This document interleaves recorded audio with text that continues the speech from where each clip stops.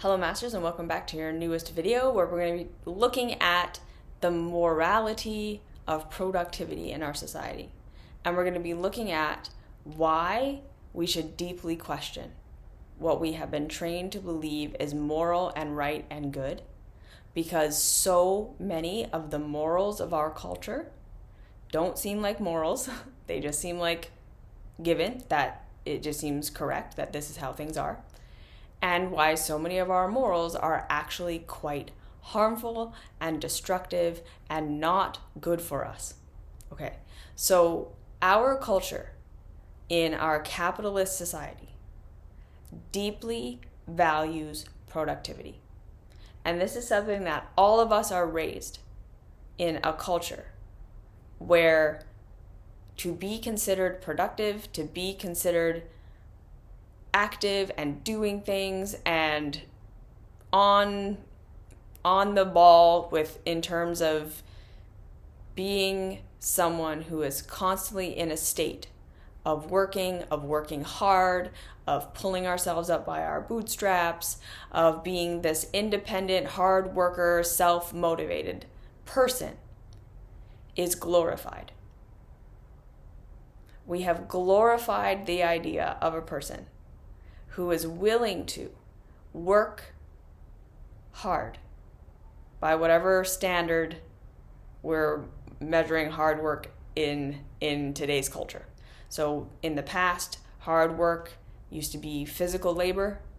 That was something that we, right? If you would go to your work and you would go to your factory job, or you would go to your farm, or you would do whatever, and you work hard and you work the land and you do the thing, you're a good moral person. You're a stand-up person for doing that hard work.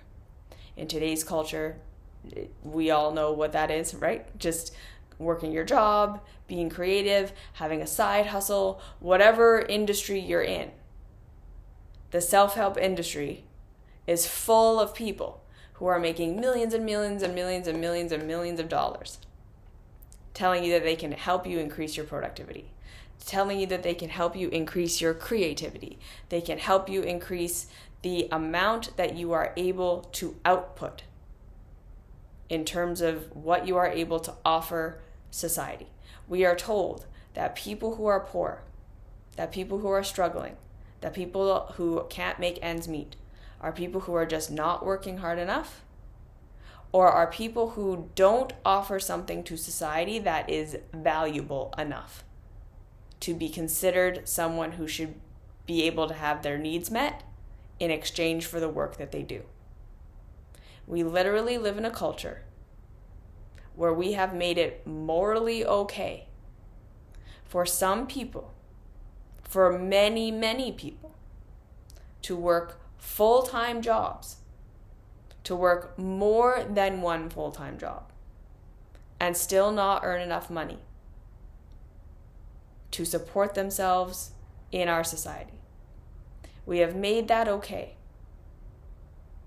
because we all have a cultural indoctrination that our productivity, how much we produce and what we produce, is a moral value judgment we are placing on the life of the person doing that production. And therefore, we have made it okay that in our completely imbalanced system, that some people work incredibly hard to do things that are incredibly important in our society,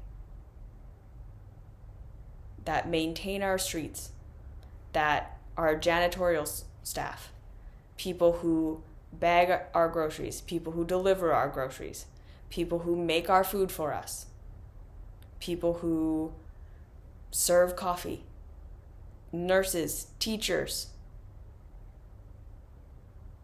people who literally, if they were all to quit and walk away right now, society would collapse. We look at them and say, it is okay that you are scraping by. It is okay that you are making less than you need to scrape by. because you are not producing what is considered valuable by our culture. And on the flip side, we have made it okay that certain people have so much more wealth than they will ever be able to spend or utilize in their lifetime and all of their ancestors' lifetimes. Because we are saying that what they produce is worthy of that. And so we live in a world where literally we currently have the resources, the understanding, the technology, the awareness that would be required to distribute resources, to create a system where everyone has their base needs met. Not for free, not by doing nothing, right? We would still need most of society who is able, in whatever way they're able, to participate and contribute to society to keep things running. We would still need that.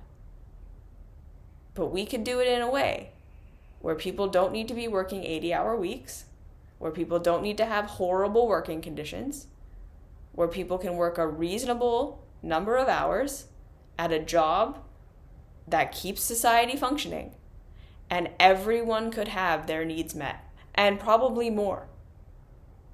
And yet, we don't have even remotely close to something like that. Why?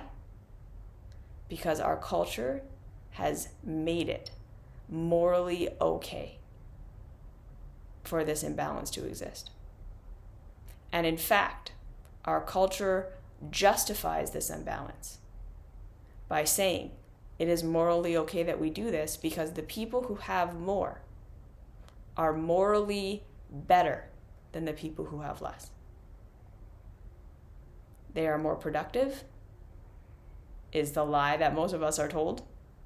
And whether or not that is true, the big thing is we say we value what they produce more than we value what everyone else does.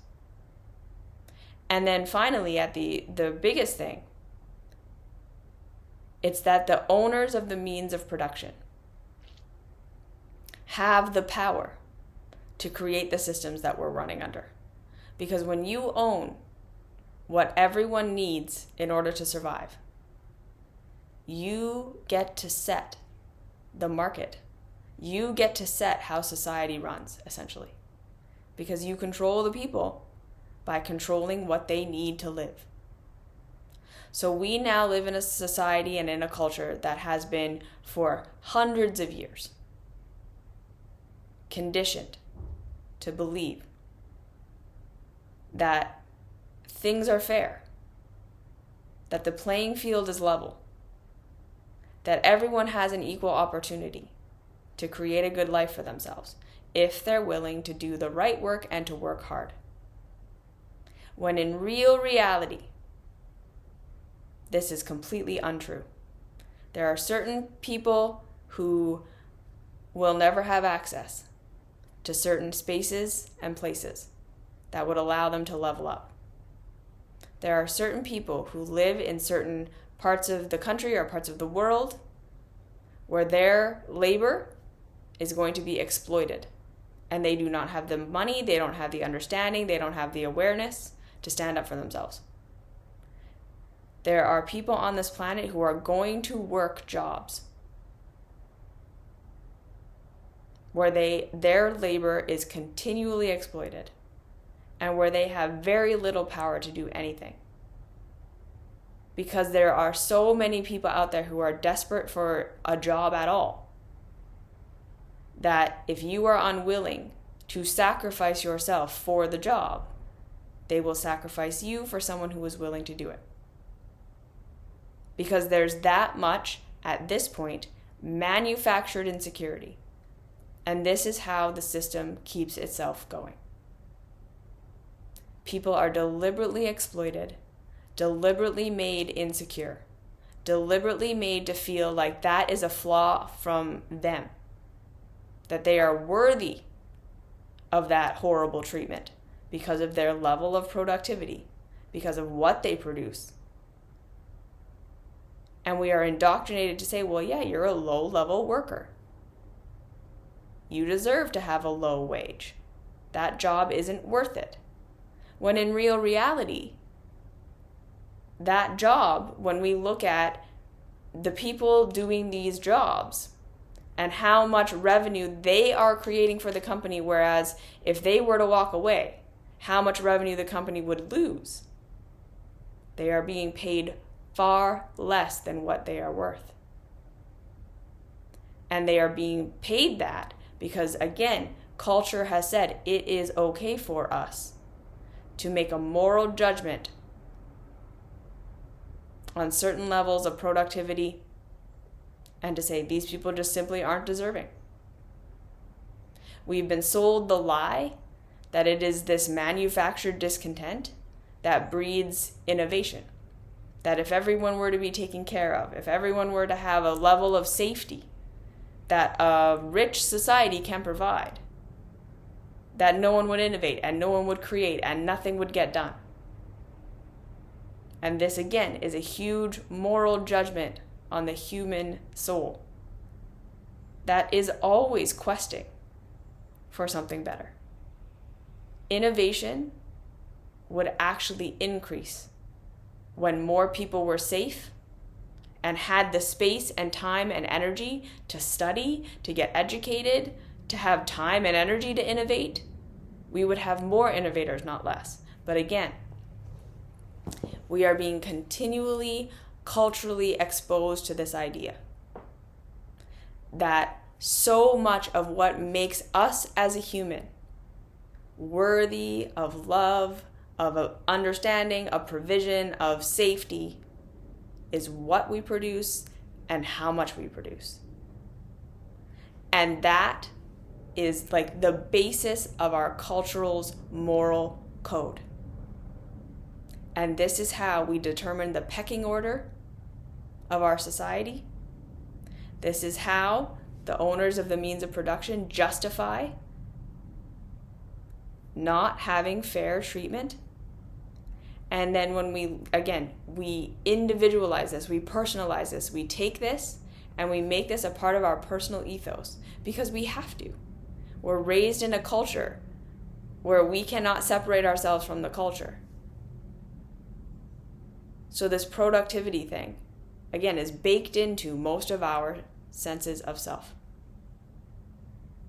We believe ourselves to be less or more worthy based on our level of production. And we're not even seeing that so much of our level of production was not even something that we can choose. Being born into wherever you are on the class hierarchy of our society is going to greatly determine what kind of education you get, what kind of access you have, what kind of things you're allowed to pursue, and the access you have to jobs that are considered valuable or not. It's not even that we are choosing. So much of the time, we would all choose to do what is valuable by society standards so that we can have what we need. But many of us just can't, don't have access, don't have the aptitude, don't have the interest. And that would not be a problem in a society that says we are going to decide that all life is valuable. It is only a problem in this society where we are trying to morally justify inequality, which is what our society is doing. Our society has weaponized the idea of productivity to morally justify inequality that is unnecessary. And we have internalized it. We have been indoctrinated into a system where we judge ourselves and we judge others by this productivity standard. And productivity is just one way that we are trained to value one another and ourselves as lesser or greater than anyone else. But I wanted to do a look at just productivity because, again, so many of us feel shame. So many of us feel guilt and bad that we are not productive, that we are not more productive. We always feel like we should be doing more. We should be accomplishing more. We should be becoming more. And when we really take a step back and look at why we feel that way, a lot of us kind of draw a blank because it would be good. It would be better. And we have this vague idea that it would make us happier. And it's like when we really unpack that, it's because society is saying the most productive people are the most happy. They have the access to the most luxury, the most wealth, the most community, the most approval by others. And in some ways that is true because of how corrupted our system is. And in some ways that is not true at all. In some ways the real reality is the people who have access to the most are the ones who were born into it. Our culture is not full of bootstrappers. Our culture is full of people who inherited the wealth and access and privilege that they have. And then again, we are saying that these people are more deserving because look at who they are and where they are in society. And that was not a choice that they made. They occupy that place because they were born there. But we've been trained to see it as productivity. What they provide, they must be doing something right. And then again, our society is literally set up in a way where those who have less will be punished more in terms of lawsuits, in terms of the society cracking down on them. And those who have more are punished less for their crimes. It's literally so deeply imbalanced. And again, we're so busy looking at our own insecurity because it's been designed that way, that we feel so insecure and we feel so unsafe in our system that we don't have the wherewithal to rebel from the system, to question the system, to push back on the system. Because we're so afraid and we're so indoctrinated that the thing to do to change our lives is to change ourselves, to fit into culture more, to fit into the lies that culture tells us more. And in so doing, we live our whole lives chasing productivity, chasing the moral values of culture. Never saying, wait, why do we value this? Is this good? Because now we're at a point where our consumption and our production has literally completely obfuscated itself. We are sacrificing life for productivity. And productivity, in real reality, should only be about creating what needs to be created to support life. The fact that we value productivity as a virtue on its own is a completely inverted truth. Productivity for the sake of productivity is not valuable. Productivity is only valuable to the degree that it supports life. So now we live in a culture where our production and our consumption levels are anti-life, and we still see it as morally superior. Where our levels of production and consumption are used to validate and justify the exploitation and the harm to life. Morality in our culture is what makes us feel insecure all the time, so that we question ourselves instead of questioning society. Productivity is only one area, but we need to question it. Is it really good? Any of the moral values you've been taught by culture. All the places where you've been taught to reject and shame and blame yourself. Again, can you look at how culture taught you that and look at if that value is actually helpful in culture or if it's being used to manipulate? It's a deep, deep, deep thing to look at, but it's incredibly important. Okay? So have a think about that, and I'll see you in the next video.